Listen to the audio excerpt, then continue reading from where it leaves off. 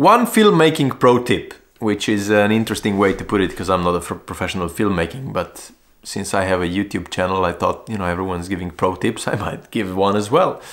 If you want to be a filmmaker, a film director, a cinematographer or anything and work on film sets, get yourself a decent pair of shoes.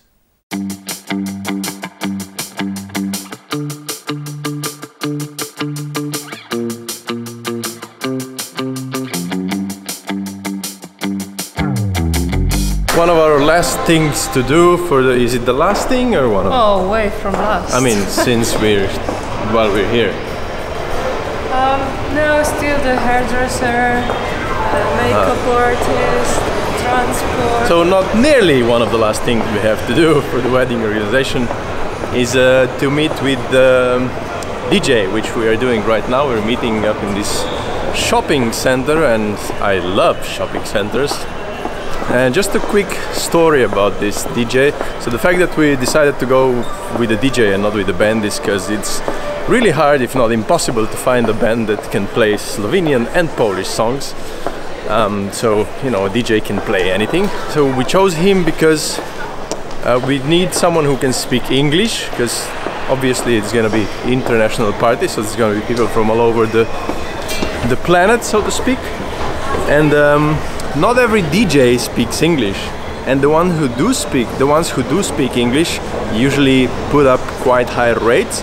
And this one gave us a normal rate and said, actually I don't really speak English, but if you'll take me, I will learn it. So immediately said yes, and you know, whatever happens, happens. He won't be able to speak English very good, will, you know, just gonna be shits and giggles.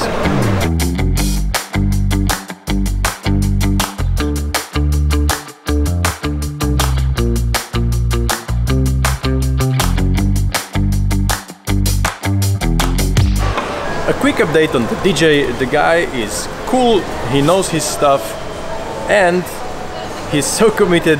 He has 2 classes a week of English language. So yeah, I think we made a good choice.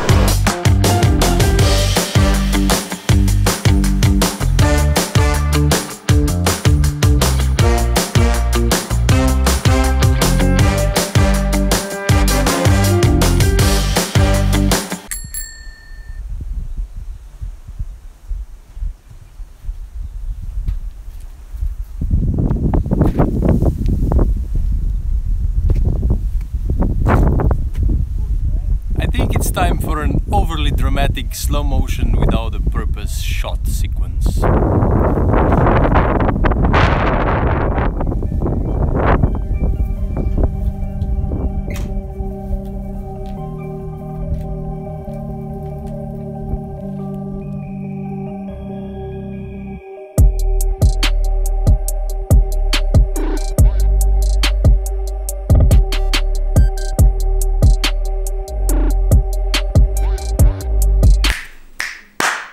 I've had a lot of shots out of focus in my previous vlog, so I'm trying to do everything to keep focus on me. Anyway, how'd you like my new extremely cinematic shoes?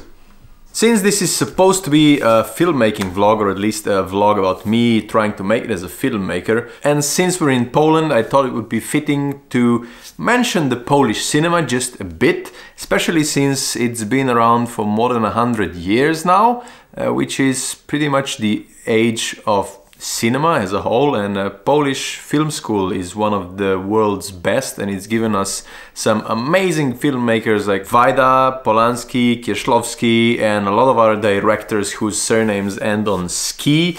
And if you go to Wikipedia and check Polish cinema, you'll get a lot more of them. Not that I know this by heart, I'm a filmmaker. But these are only the directors. There's a lot of amazing cinematographers out there. Kaminski, for instance, is one very well known. He's the main cinematographer of Spielberg. But there's another side to the Polish cinema that many people do not know about.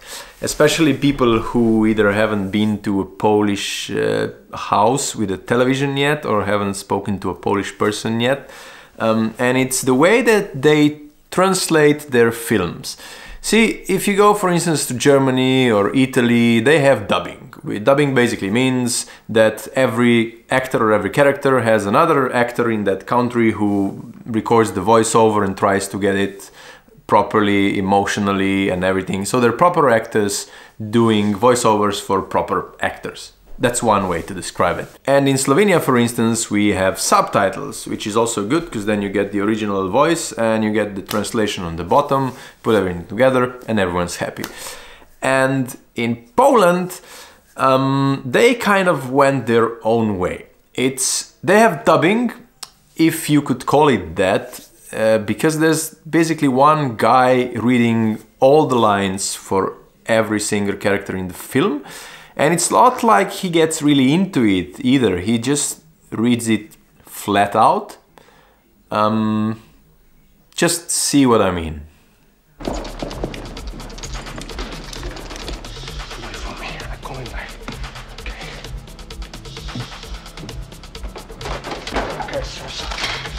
Dobra sosa, zadarłeś ze mną?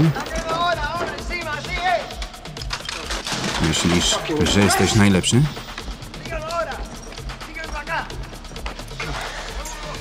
Sam tego chciałeś.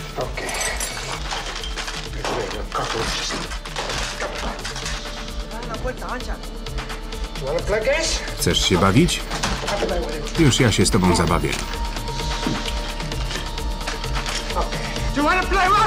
Ale będzie zabawa. So when I first came to Poland and saw that, it came to me as a bit of a shock, and I asked Polish people what do they think about it, and everyone said, oh, you know, we were just brought up with this and we don't mind it, it's kind of natural for us. But now I hear a lot of people complaining because these lectors, as they call them, the readers, are getting worse and worse. So I think they're slowly starting to get rid of them and just putting subtitles instead, which is good, which is what you should have done in the first place. So there, now you know one more thing about Polish cinema that you probably haven't before this, or if you have, you know, you just refreshed your knowledge. Oh, and one more thing. I don't know how much you've been following these vlogs for the last week, but me and Magda are getting married, and this week has been mostly about us going around and officially taking care of everything that needs to be taken care of in order for the wedding to happen. And basically, as far as officially goes, we have all the papers and everything, and legally we can do it. So they have us in the system, and basically we just need to get married now. But in Poland, that doesn't really matter. There's still something that makes it more official that you are going to get married, and there's no way out of it for you. And that's this.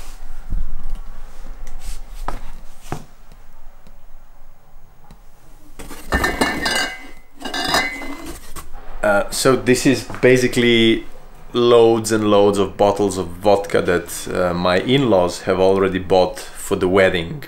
So I guess this is it.